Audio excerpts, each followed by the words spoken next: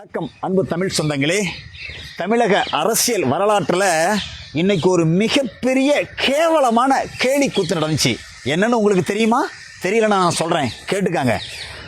இந்தியாவில் ஏன் எனக்கு விவரம் தெரிஞ்சு உலகத்திலேயே பசி அப்படின்னு சொல்லி வந்த யாருக்குமே சாப்பாடு போடாமல் உதவின்னு கேட்டு வந்தவங்களுக்கு உதவி செய்ய மாட்டேன்னு திருப்பி அனுப்பாத ஒரு தலைவர், ஒரு முதலமைச்சர், ஒரு நடிகர் இருந்தாலும் சொல்லி சொன்னால் நம்முடைய மறைந்த முன்னாள் முதலமைச்சர், மதிப்பிற்கும் மரியாதைக்கும் உரிய பொன்மனச்செம்மல் பாரத ரத்னா டாக்டர் எம்ஜிஆர் அவர்கள் தான். அதுக்கு பின்னாடி அவரை போலவே குணம் படைத்தவர்.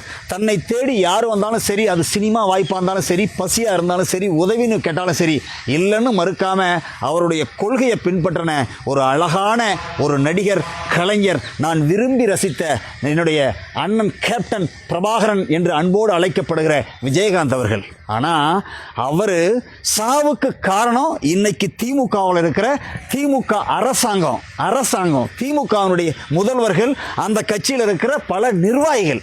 அப்படிப்பட்ட ஒரு நல்ல கலைஞனை சாகடிச்சிட்டாங்க. அவர் விரும்பி ஆசையாக கட்டினார் சென்னையில் ஆண்டாள் அழகர் திருமண மண்டபம். இதே திமுக ஆட்சியில் இருக்கும்போது பாலம் அமைக்கிறங்கிற பேரில் அந்த மண்டபத்தை இடித்தது மட்டும் இல்லை, விஜயகாந்த் அவர்களுடைய நெஞ்சையே பொளந்துட்டாங்க.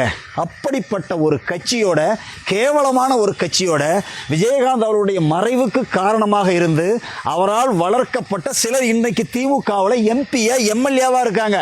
நான் யாருன்னு சொல்ல வேண்டியதில்லை, உங்களுக்கே தெரியும். அந்த கட்சியில் இந்த கட்சியினுடைய பொதுச் செயலாளராக இன்னைக்கு இருக்கிற பிரேமலதா விஜயகாந்த் அவர்கள் கடந்த 2 மாதத்துக்கு முன்னால் எந்த கூட்டத்துக்கு போனாலும் திமுகவினுடைய ஆட்சியும் முதலமைச்சர் ஸ்டாலின் அவர்களையும் தெருவாக கிழித்து துவச்சி தொங்க விட்டாரு.